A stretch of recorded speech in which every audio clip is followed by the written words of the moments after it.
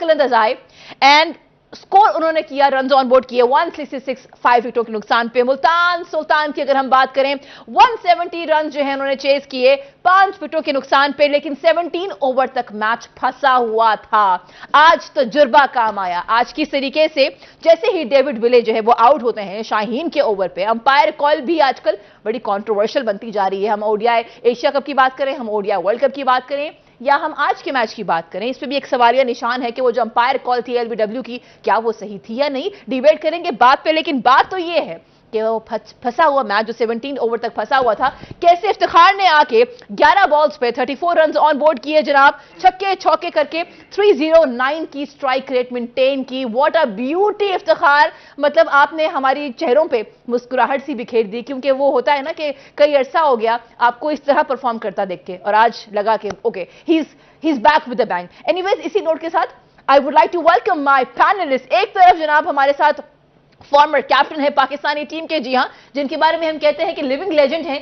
हम कोशिश करते हैं रोज यहां पे आए और टेक्निकल चीजों के बारे में इनसे बात करें। लेट्स वेलकम सलीम मलिक साहब। अस्सलाम वालेकुम जी, हाउ आर यू? वालेकुम सारा, कैसी हैं आप? I am all well. और जब बात हो रही है फॉर्मर कैप्टनसी की तो हमारे पेसर कैसे पीछे रह सकते हैं। द सेंसेशनल पेसर, वेलकम करते हैं former test cricketer Abdul Rauf को। अस्सलाम वालेकुम जी, हाउ आर यू? जी वालेकुम सलाम, बिल्कुल ठीक। Gentlemen, we were sitting downstairs and what a beauty Iftikhar has turned out today। शानदार इनिंग्स हमने देखी हैं। आपसे शुरू करते हैं, ये जो फंसा हुआ मैच था, लग रहा था कि ये जीत पाएगा, क्योंकि आप कह रहे थे अगर इफ्तिखार आ गया सारा तो ये मैच मुल्तान सुल्तान के नाम होगा। असल में सारा आजकल अगर आप रिसेंट क्रिकेट देखें ना, तो इसमें जब आपके विकेट्स इन हैंड हो और पावर हिटिंग करने वाला बैट्समैन अंदर हो, विली और ये दोनों अच्छी हिट मार लेते हैं, तो ऐसी सिचुएशन में चांसेस हमेशा आप देखिएगा कि बैटिंग के होते हैं, अनलेस के कोलैप्स हो जाए, एक ओवर में 2 आउट हो जाए, अदरवाइज नथिंग टू लूज होता है, क्योंकि विकेट्स आपके हाथ में होती हैं और आप हर बॉल पे ट्राई करते हो।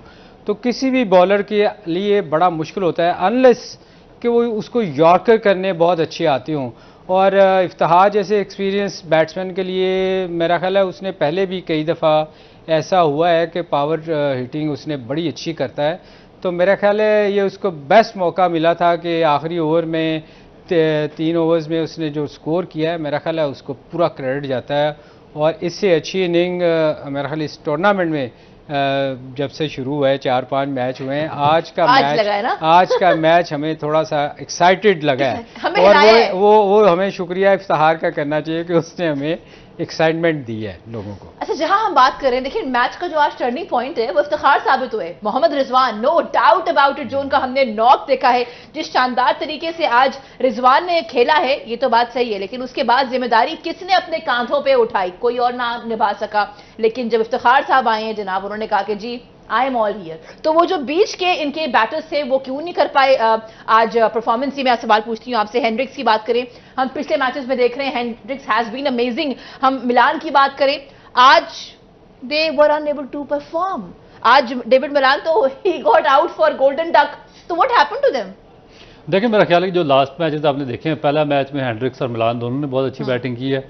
उसके बाद जो सेकंड मैच हुआ उसमें रिजवान ने और हेंड्रिक्स ने अच्छी बैटिंग की, और आज रिजवान सिंगल हैंडेडली मैच लेकर चला गया। तो मेरा ख्याल है कि जो अगर ओवरऑल बात करें इस मैच की, तो जो पिच थी वो सीम बॉलर को लिए बहुत ज़्यादा सूटेबल थी। तो उसमें जमान खान ने अर्ली ऑन मिलान को आउट किया और उससे अच्छी एक इब्तिदा फराम की। उसके बाद जो बाकी इनके बॉलर्स थे वो उसका सिलसिला जारी नहीं रख सके। असल में अभी प्रॉब्लम वहीं पे आ रहा है, जो ये लाहौर कलंदर की बॉलिंग लाइन है, कि राशिद खान के बाद इनको जो स्पिन बॉलिंग का शोबा उसमें कोई अच्छी रिप्लेसमेंट मिल नहीं सकी। क्योंकि अगर आपको 2 जो इनफॉर्म बैट्समैन है, जिस तरह हेंड्रिक्स था या मिलान था, उनकी अर्ली विकेटें मिल गई थी, तो आपको सिर्फ एक रिजवान को आउट करना था। और रिजवान को आउट करने के लिए आपके पास एक एक्सेप्शनल स्पिनर होना चाहिए, जो कि इनकी टीम में नहीं था। आज इन्होंने लिंडे को ज़रूर अपनी टीम में रखा, मगर वो जो रिक्वायर्ड रिजल्ट थे वो उससे अचीव नहीं कर सकी लाहौर कलंदर की टीम। उसके बाद जो इनका एक और बड़ा लम्हा फिक्रिया है, जो हम बात कर रहे हैं फास्ट बॉलिंग के बारे में, कि जिस तरह आपने पिछले मैच पाकिस्तान के जो मोस्ट प्रीमियर बॉलर्स हैं, जिसमें हसनैन है या मोहम्मद वसीम जूनियर है या बाकी बॉलर्स हैं, वो काफ़ी एक्सपेंसिव साबित हो रहे हैं। आज एक और पाकिस्तानी बॉलर जमान खान को 4 ओवर में 52 रन्स लगे हैं, और ये वो बॉलर्स हैं जिनसे पाकिस्तान को बहुत ज़्यादा एक्सपेक्टेशन है, ना सिर्फ आगे आने वाले वर्ल्ड कप में बल्कि जितने भी ये रिसेंट T20 मैचेस हो रहे हैं उनमें। तो अगर आप लीग के लोकल मैच में आप मैच नहीं जितवा सकेंगे, आप एक विकेट लेकर, और आप 4 ओवर में 50 रन या 48 रन या 52 रन कंसीव करेंगे, तो ये मेरा ख्याल है कि बड़ा मुश्किल हो जाएगा इनकी टीम के लिए मैच इसमें जीतना। एक चीज़ है ना, आप ये देखो कि ये वो बॉलर हैं जो जितनी अगर इनको रिवर्स स्विंग ना मिले तो ये बिल्कुल जिसको कहते हैं ना कि इनका कोई रोल नहीं रहता। हाँ। ये उसी वक्त कामयाब हैं जब तक इनको रिवर्स स्विंग मिलती रहे। चूँकि आजकल ड्यू फैक्टर की वजह से जो हम बार बार कह रहे थे कि ये डिसीजन जो इसने लिया है टॉस जीत के बैटिंग का, ये हम दोनों बात कर रहे थे कि हम दोनों को पसंद नहीं आया, क्योंकि ड्यू फैक्टर आएगा और उसमें स्पिनर को भी प्रॉब्लम होगी। हालांकि लिंडे ने बॉलिंग बुरी नहीं की, उसने बॉलिंग बहुत अच्छी की है, उसका ब्रेक भी हुआ है, मगर फास्ट बॉलर को देखे जितनी देर रिवर्स स्विंग नहीं होता ना, जैसे ये जमान है, वसीम है, ये आखिरी ओवरों में आप हमेशा देखें ये इसलिए अच्छा करते थे क्योंकि ड्राई कंडीशन होती थी, आपको रिवर्स स्विंग मिलता था। आज चूंकि ड्राई कंडीशन नहीं थी, ड्यू फैक्टर था, उसका वो बॉल ना उसका यॉर्कर लगा है आज और ना बॉल रिवर्स स्विंग हुई है, तो ऐसी सिचुएशन में मेरा ख्याल में मार पड़ती सलीम भाई, बात इसमें वही है जो हमने पहले हाफ में बात की थी कि लाहौर कलंदर का टॉस जीतकर पहले बैटिंग करना बहुत ही स्ट्रेंज एक डिसीजन है, क्योंकि आपको नजर आ रहा है कि ड्यू फैक्टर इन्वॉल्व होगा और आपका जो मेन स्ट्रेंथ आपके जो फास्ट बॉलर्स हैं उनके डेथ ओवर्स में बॉलिंग है। तो आज बिल्कुल जिस तरह सलीम भाई ने बात की है कि अगर रिवर्स स्विंग नहीं हुई तो जमान खान और ये बाकी बॉलर्स है बिल्कुल इनफेक्टिव हो गए थे। रऊफ इनको सोचना चाहिए था, ये हम जो बार बार कह रहे थे, देखिए ये किसी चीज़ पे जिद नहीं कर लेनी चाहिए कि मैंने बॉलिंग करके ही मैच जीतना है। आपको सिचुएशन के लिहाज से अपनी स्ट्रेटजी चेंज करनी पड़ती है, मगर प्रॉब्लम ये है कि वो ऐसे लग रहा था कि शहीन जो है वो जिद पकड़ी हुई है कि मैंने पहले मैच बैटिंग करके ही मैच जीतना है, ऐसा कभी नहीं होता। तो ये आज उनको नुकसान हुआ इस चीज़ का, ड्यू फैक्टर की वजह से बॉलर गीले बॉल की वजह से कर ही नहीं सके। अच्छा, लेकिन एक और बात भी है, मैं स्टैट्स को देख रही हूँ, 13 ओवर तक मुल्तान सुल्तान पीछे थे, ठीक है जी। अगर हम उनका रन रेट देखें, विकेटें भी उनकी ज्यादा गिर चुकी थी। इनकी जो गेम चेंज हुई है बेसिकली वो 14th ओवर में जाके हुई है। 14th ओवर में 110 रन थे लाहौर कलंदर्स के और 110 थे मुल्तान सुल्तान के, लेकिन उसके बाद 15वें ओवर पे 117 इनके रन ऑन बोर्ड हो जाते हैं और उसके बाद से जो इनकी किस्मत है वो पलट जाती है। नहीं, सारा देखें होता क्या है, जब चूंकि सुबह उस वक्त जो अर्ली ऑन था ना, थोड़ा सा स्विंग मिल रहा था, सीम भी हो रहा था, तो उस वक्त कंडीशन थोड़ी सी मुश्किल थी बैटिंग करने के लिए। इसलिए मेरा ख्याल है जितना क्रेडिट रिजवान को देना चाहिए वो कम है कि वो उसने इनिंग बिल्ड की। विकेटें अगर उस वक्त गिरती तो शायद ये सिचुएशन ना होती, टीम बहुत जल्दी मैच हार जाती। और ये पूरा क्रेडिट रिजवान को जाता है कि वो उसने एक एंड संभाले रखा। वो टीम को, जो हम हमेशा कहते हैं कि रऊफ के छोटी छोटी पार्टनरशिप लगानी चाहिए, उसने बड़ी लंबी पार्टनरशिप लगाई। नो डाउट के उसमें एवरेज 12 पे चली गई थी, लास्ट 3 ओवर्स में 36 चाहिए था।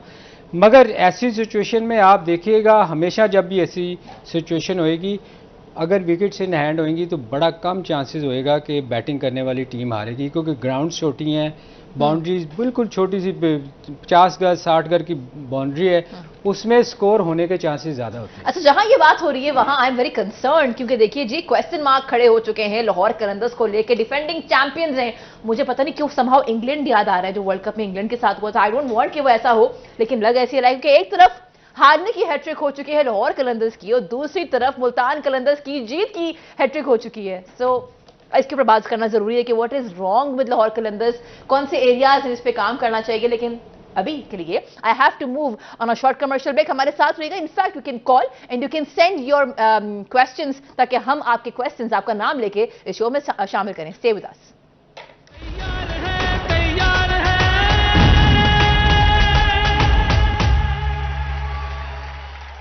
Welcome back. You've been watching a special transmission of HBL PSL Season 9. We call it PSL Hangama. जनाब, Multan Sultan is shining. If you talk about the point table, मैं चाहूंगी कि हमारी टीम जो है वो पॉइंट टेबल आपको दिखा सके। जनाब, आज हमने देखा 7th number of HBL PSL season 9 के मैचेस थे और मुल्तान सुल्तान जनाब 3 मैचेस खेले, तीनों के तीनों शानदार तरीके से जीते और इनका जो नेट रन रेट है इस वक्त 1.165 है। और पॉइंट टेबल के एतबार से बात करें तो 6 पॉइंट्स मिल चुके हैं। फिर हम बात करते हैं कोयटा ग्लैडिएटर की, 2 मैचेस खेले, दोनों विन किए, 4 पॉइंट टेबल पे हैं ये और 0.631, यानी कि इनको जो पॉइंट्स मिले हैं वो 4 मिले हैं और 0.635 इनका नेट रन रेट है। इस्लामाबाद यूनाइटेड नंबर 3, नंबर 4 पे कराची किंग्स, नंबर 5 पे लाहौर कलंदर्स एंड 6 पे पेशावर ज़ल्मी। जेंटलमैन, लाहौर कलंदर के लिए बड़े, लाहौर 5th पे नहीं अब 6 पे आ गई होगी क्योंकि तीसरा मैच भी आ गई है। ये हमारे पास जो है ये अपडेटेड है। अपडेटेड नहीं है। अच्छा, आज तीसरा मैच हार गई है ना, तो 6 पॉइंट उसका तो कोई पॉइंट नहीं है। अच्छा, आप लोग जरा ये चेक, हाँ आप लोग जरा ये चेक कर लीजिएगा जो सर कह रहे हैं। But I want to ask this question, ये डिफेंडिंग चैंपियंस थी, वो हालात जो हमने इंग्लैंड के साथ देखे थे वर्ल्ड कप में, ऐसा लग रहा है कि आज तो तीसरा मैच हो गया, तो is it still too early to say anything? नहीं, अब तो मेरा ख्याल है इनको सोचना पड़ेगा, क्योंकि ये देखें, हम पहले भी कहते रहे हैं कि इनका कम्बिनेशन अच्छा नहीं है। बार बार ये कह रहे थे, पहले मैच के बाद भी कहा, दूसरे पे भी कहा, अब फिर कह रहे हैं कि इनका कम्बिनेशन अच्छा नहीं है। बॉलिंग कम्बिनेशन तो बिल्कुल ही नहीं है ना। आप देखें, ब्रेथवेट को खिलाने का मुझे समझ नहीं आ रही, पहले मैच में बॉलिंग नहीं करवाई, इस मैच में 1 या 2 ओवर करवाए, उसका क्या रोल है? देखिए, उसकी जगह अगर किसी और ऑलराउंडर को खिला लें तो मेरा ख्याल है इनको कोई फ़ायदामंद साबित हो। अब बात यह है, फिर टॉस जीत के बैटिंग करने का भी उनके खिलाफ गया, जो हम कह रहे थे कि इनको चेंज करना चाहिए, ड्यू फैक्टर आता है। हालांकि उसका उनको उतना फ़र्क नहीं पड़ा, मैच में वो वापस आ गए थे। मगर लाहौर कलंदर को अगले मैचों में ये सोचना पड़ेगा कि उनका टीम कम्बिनेशन अच्छा हो, बेहतर टीम खिलाने की कोशिश करे। कुछ प्लेयर जैसे रऊफ परफॉर्म नहीं कर रहे, ये कहीं बुक में लिखा नहीं हुआ कि आपने उसी को खिलाना है, आप उसकी जगह किसी और को यंगस्टर को ट्राई करें, कोई बात नहीं, उसको मार पड़ेगी। मगर जितनी वो मार खा रहा है, मेरा ख्याल है वो टीम के लिए नुकसानदेह हो रहा है। और लाहौर के लिए सबसे बड़ा नुकसानदेह चीज़ है कि आपको कुछ चेंजेस करनी पड़ेगी अगर आपने गेम में वापस आना है। 3 मैच हारने के बाद रिकवर करना, मेरा नहीं ख्याल कि आपको रिकवर कर सकेंगे, क्योंकि बाकी टीमें इतनी आगे निकल जाएंगी कि फिर वो 3 मैच आपको रिकवर करते करते बड़ा टाइम लगेगा। और जब आप एक बार हारना शुरू होते हैं ना, तो आप मेंटली फिर नीचे जाए जाते हैं, इतना अंडर प्रेशर आ जाते हैं, क्योंकि आपके हर कोई आपसे एक्सपेक्ट कर रहा है कि लाहौर की चैम्पियंस टीम है, इतना अच्छा परफॉर्म किया है पिछले सीज़न में, और इस सीज़न में वो बिल्कुल ही, उसकी वजह ये है कि हमें तो कुछ अजीब सा ही लग रहा है इनकी चेंजेस। मतलब हमें समझ नहीं आ रही कि ये टीम क्यों इनका कॉम्बिनेशन अच्छा नहीं खिला रहे। अच्छा राउत, मैं आपसे पूछूं, अगर अब वो कह रहे हैं कि कॉम्बिनेशंस में चेंजेस होने चाहिए, तो अब क्योंकि 4th मैच भी इनका होगा, what do you think changes क्या करनी चाहिए लाहौर कलंदर्स को to come back in the game? देखिए, मेरा ख्याल है कि सलीम भाई ने बिल्कुल दुरुस्त कहा, और इनकी जो स्ट्रेटजी है उसको रिव्यू इसलिए करना पड़ेगा कि आप देखें कि अब्दुल्ला शफीक हैं, वो पाकिस्तान टीम से ओपन करते हैं और यहाँ पर उसको नंबर 6 पे बैटिंग करवा रहे हैं। उसके बाद ये ब्रेथवेट की उन्होंने बात की, बिल्कुल ठीक बात की, कि उसका रोल मुझे समझ नहीं आ रहा कि एज ए बैट्समैन खिला रहे हैं या एज ए बॉलर खिला रहे हैं। अगर एज ए बैट्समैन खिला रहे हैं तो उनकी परफॉर्मेंस नहीं है, ना इंटरनेशनल क्रिकेट में या ना यहाँ पर है। अगर एज ए बॉलर खिला रहे हैं तो उन्होंने शायद आज 1 ओवर किया है, तो आज इनकी, उसके बाद जो इनकी बॉलिंग प्लान है उसमें देखें कि इन्होंने आज 7 बॉलर्स ट्राई किए हैं। उसके बाद जो इनके मोस्ट प्रीमियर बॉलर है जिन पर ये खेलते रहे हैं, वो हारिस रऊफ हैं, वो भी आज अपना कोटा मुकम्मल नहीं कर सके, 3 ओवर उन्होंने करवाए हैं। फिर उसके बाद सिकंदर रजा से इन्होंने 2 ओवर करवाए हैं, 1 ओवर ब्रेथवेट से करवाया। फिर जानदाद खान, उसको एज ए बॉलर उन्होंने डाला था, मगर एज ए ऑलराउंडर उसको कंसीडर कर रहे हैं, वो भी अपना कोटा मुकम्मल नहीं कर सके, 2 ओवर उन्होंने किए हैं। जो जमान खान है, वो इनके जो बेसिक बॉलर हैं जिन पे इनका बहुत ज़्यादा रिलाई किया जाता है, वो 4 ओवर में उनको 52 रन पड़े हैं। तो ओवरऑल जो इनका एक कम्बिनेशन है, मेरा ख्याल है कि कम्प्लीटली एक शैटर हुआ हुआ है। इनको बैठकर दोबारा रीस्ट्रेटजाइज करना पड़ेगा अपने सारे मामलात को। इनको देखना पड़ेगा कि अब्दुल्ला शफीक, अगर ऊपर से इनके जो टॉप ऑर्डर हैं वो यार वो तो मुझे समझ नहीं आ रही कि अब्दुल्ला शफीक, देखे ये लीग क्या इंटरनेशनल क्रिकेट से ऊपर है? आपका एक अब्दुल्ला शफीक जो पाकिस्तान का बहुत अच्छा प्लेयर है, टेक्निक भी उसकी बहुत अच्छी है, आप उसको लोकल लीग में आप उसको छठे नंबर पे, 5वें छठे नंबर पे भिजवा रहे हैं। जो आपने पूछा था ना कि आप क्या बात कर रहे हैं, कि मैंने कहा था मुझे कोई इनकी समझ नहीं आ रही ये क्या करना चाह रहे हैं, क्या ये मैच जीतने की तरफ जा ही नहीं रहे, कि आप अपना कम्बिनेशन ही नहीं ठीक खिला रहे। एक बंदा पाकिस्तान की तरफ से ओपन करता है और वो यहाँ छठे 7वें नंबर पे आप खिला रहे हैं, तो आप ये क्या कर रहे हैं एक प्लेयर के साथ? यही इसमें एक बात है, लम्हा फिक्रिया ये भी है कि अब्दुल्ला शफीक, जैसे उन्होंने कहा हम इंटरनेशनली उनको देखें, नेशनल टीम के अंदर वो ओपनर होते हैं, आज वो 4 डाउन में थे, इसकी कोई वजह तो डेफिनेटली होगी ना रऊफ जी, क्या वजह हो सकती है? देखिए, मेरा नहीं ख्याल कि कोई ऐसी कोई इसकी वजह, क्योंकि जो शाहीन अफरीदी है वो पाकिस्तान टीम के भी कैप्टन है T20 के, और ये जो फ्रेंचाइज है इसके भी कैप्टन है, तो उनको देखना चाहिए कि अगर आगे वर्ल्ड कप आ रहा है तो वर्ल्ड कप में उसको अगर क्या इस छठे नंबर पे उसको अफोर्ड कर सकते हैं अब्दुल्ला शफीक को, तो आपको रिस्ट्रेटजाइज करना पड़ेगा अपना सारा सिस्टम। और उसके बाद फिर जो ब्रेथ वेट की बात की है, मेरा नहीं ख्याल कि उसका रोल मुझे इस टीम के अंदर समझ आ रहा है। फिर जांदाद खान है, वो एज ए ऑलराउंडर खेल रहे हैं, 2 ऑलराउंडर खिलाए हैं, ना वो अपना बॉलिंग का कोटा कंप्लीट करते हैं, रऊफ मेरा एक क्वेश्चन है कि क्या उसको जो इंटरनेशनल मैचेस में ओपन करवाया गया था वो गलत था, या यहाँ 5वें नंबर पे खिलाया गया ये गलत है? इनमें से कैप्टन तो आप एक ही थे ना, तो इसका मुझे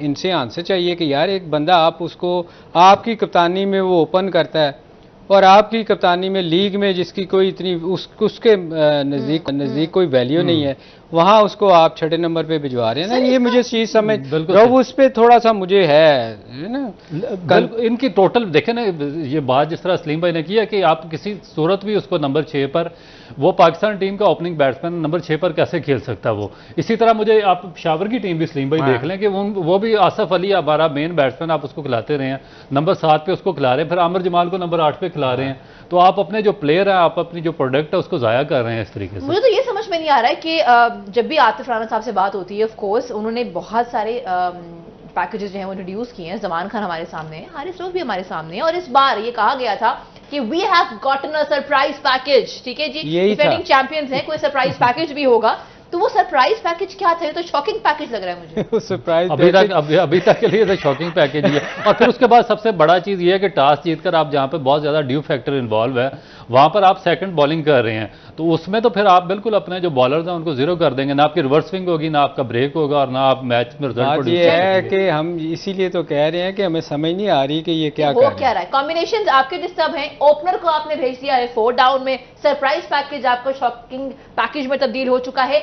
आप ये कहते हैं कि प्लेयर डेवलपमेंट में आप काम कर रहे हैं, जो कि आपने किया है, लेकिन इस बार क्या हुआ है इसका जो जवाब मेरे ख्याल है आप ही दे सकते हैं। तो मुझे लगता है कि आतिफ राना आपको हमें कॉल पे लेना चाहिए, आपसे बातचीत करनी चाहिए।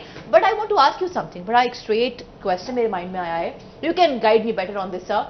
क्या ये खुदा न खासा, अगर अभी तो 3 मैचेस हुए हैं, लेकिन अगर लाहौर कलंदर्स ना गिर के दोबारा से उठ पाए, will Shaheen still be the captain for the T20?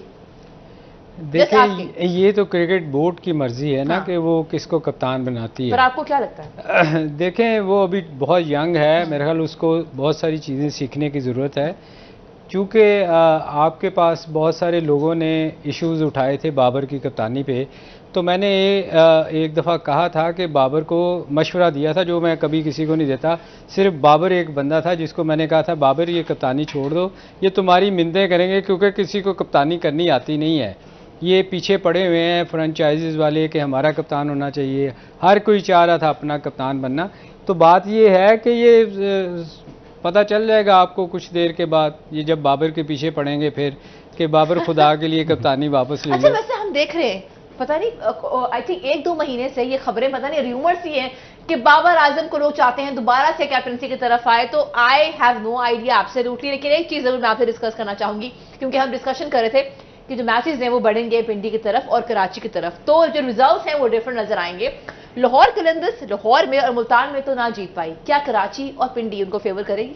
बिल्कुल, मेरा ख्याल है कि कराची में उनको काफ़ी ज़्यादा फेवर होगी, क्योंकि जो उनके स्पिनर हैं वो भी इफेक्टिव होंगे, और उसके बाद कराची में अगर आप देखें तो जो ड्यू फैक्टर है वो इतना ज़्यादा इन्वॉल्व नहीं होता है। तो जो बॉलर रिवर्स स्विंग करते हैं, जिस तरह हारिस रऊफ है या उसके बाद उस्मान खान है, इनके बॉलर हैं, उनको वहाँ पर थोड़ी रिवर्स स्विंग डेफिनेट मिलेगी कराची में, और उनके लिए हेल्पफुल होगी। और मे भी जो उनके बॉलर हैं, जो बैट्समैन है टॉप ऑर्डर में, जिस तरह फ़खर जमान है और सिकंदर रज़ा है, वो भी मेरा ख्याल है कि कराची में थोड़ा बेहतर परफॉर्म करेंगे। दूसरा, जहाँ तक सलीम भाई ने बात की है ना कैप्टनसी की, तो मेरा ख्याल है कि ये जो शाहीन अफरीदी है, शाहीन अफरीदी स्ट्रगल कर रहे हैं अभी तक बॉलिंग में, क्योंकि जब तक ये अर्ली स्ट्राइक नहीं करेंगे बड़ा मुश्किल हो जाएगा लाहौर कलंदर के लिए मैच जीतना। और अभी तक उनकी बॉलिंग में वो चीज़ नज़र नहीं आई, क्योंकि सेकंड में तो ये सही रहते जो सेकंड पार्ट होता है, मगर अब फर्स्ट पार्ट में भी इनकी स्ट्रगल शुरू हो चुकी है। मगर रऊफ जब ये कराची जाएंगे तो मेरा ख्याल है रिवर्स स्विंग का तो इनको फ़ायदा ज़रूर होगा, मगर आप ये देखें कि बाकी टीमों के स्पिन इनसे बहुत बेहतर है। हाँ, तो ये एडवांटेज तो ये इतना अंडर प्रेशर हो चुके होंगे कि वहाँ इनके कंट्रोल में नहीं चीजें रहेंगी। अच्छा, जहां बात हो रही है अंडर प्रेशर होने की, वहां पे एक क्वेश्चन मेरे माइंड में आया है। न्यूजीलैंड की सीरीज हमने अच्छी तरह नहीं खेली, 4-1 रिजल्ट था, बहुत ही बुरी शिकस्त के बाद हम वापस आए हैं। शाहीन की कैप्टनसी में पहला मैच था, क्या ये वो साइकोलॉजिकली इफेक्ट अभी भी है या कुछ और बात है, इससे बात करेंगे। But for that we have to keep watching our special transmission of HBL PSL season 9। We gonna come back right after this commercial break.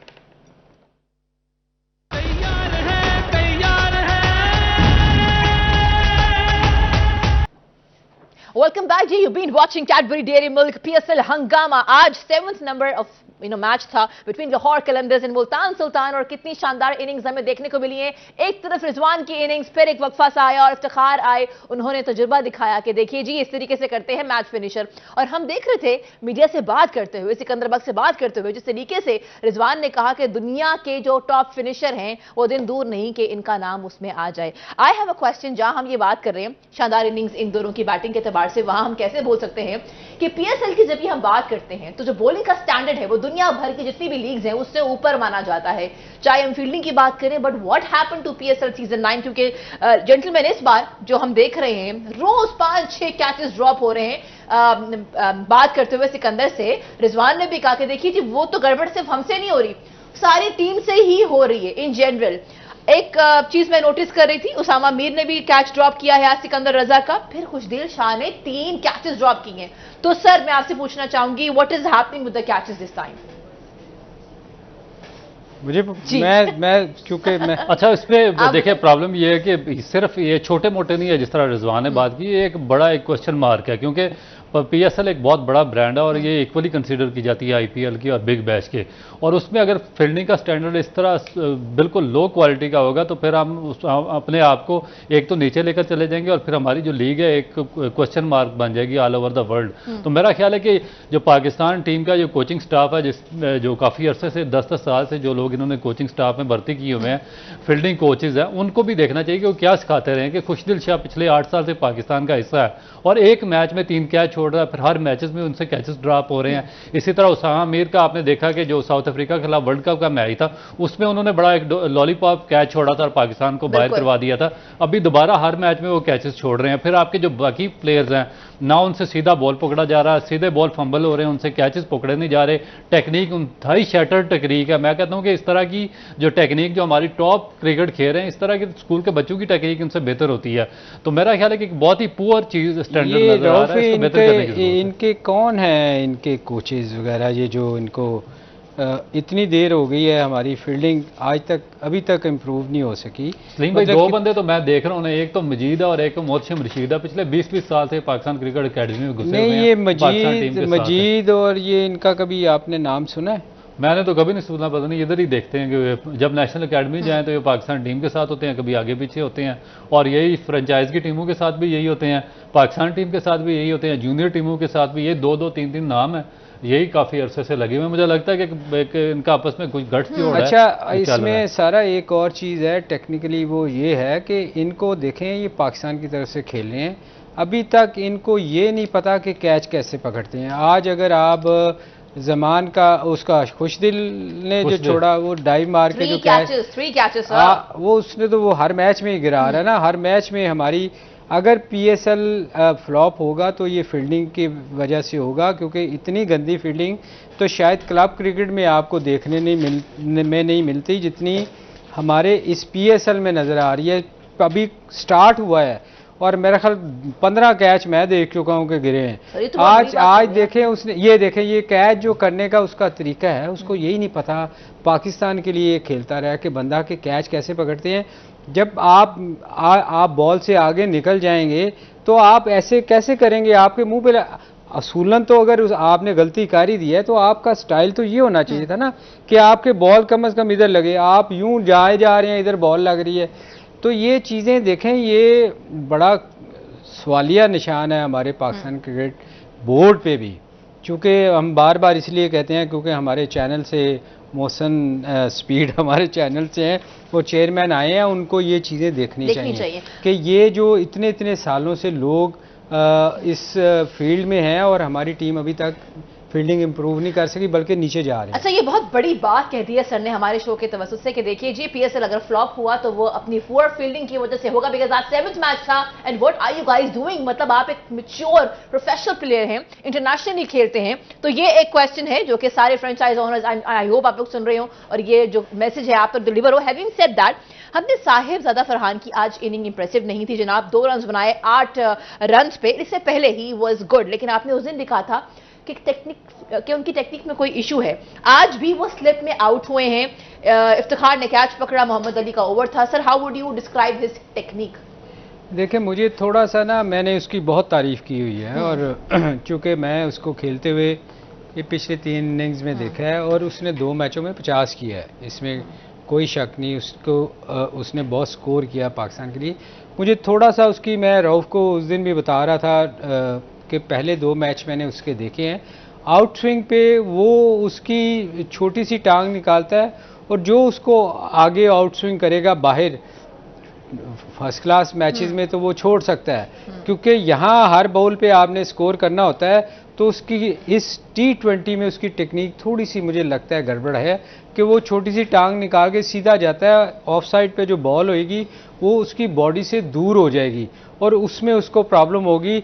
तो हम यही कह रहे थे कि यार इसने इतना स्कोर किया है फर्स्ट क्लास में और इतना उसका हम तारीफ़ करते रहे हैं, तो ये चीज़ मुझे थोड़ी सी उसकी अच्छी नहीं लगी कि उसको इस पर काम करना चाहिए कि उसकी, देखें जब आप आउट स्विंग होती है ना तो ऑटोमेटिकली आपकी टांगें बॉल की तरफ जाएंगी, जितना करीब आप बॉल के होंगे उतना अच्छा आप खेल सकेंगे।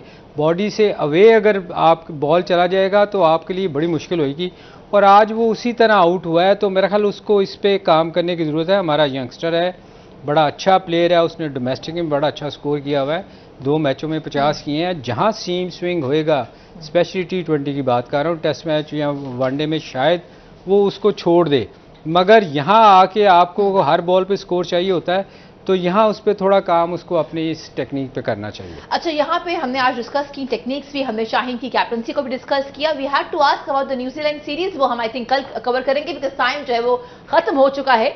कल जनाब एक और 8th मैच है HBL PSL सीजन 9 का, Islamabad United and Quetta Gladiators जनाब दोनों अपनी फतेह के बाद कल एक दूसरे को फेस कर रहे होंगे। दोनों बड़ी कन्विंसिंग विन हासिल करना चाहते हैं। I don't know who are you vouching for, but actually I am vouching for Quetta Gladiators. आप दोनों का बहुत शुक्रिया, कल तफसील से बात होगी। Having said that we have gotten a package of Quetta Gladiators, जिनकी हमने शानदार इनिंग देखी। ख्वाजा नाफी की बात हो रही है, 60 रन ऑन बोर्ड किए थे 31 गेंदों पे। आप ये देखिए, आपसे हम कल मुलाकात करेंगे। अपने मैसेजेस, अपना फीडबैक जरूर दीजिएगा। दिस इज मी सारा बलोच साइनिंग आउट। जाते जाते एक बार फिर कहेंगे मिलके, पाकिस्तान जिंदाबाद।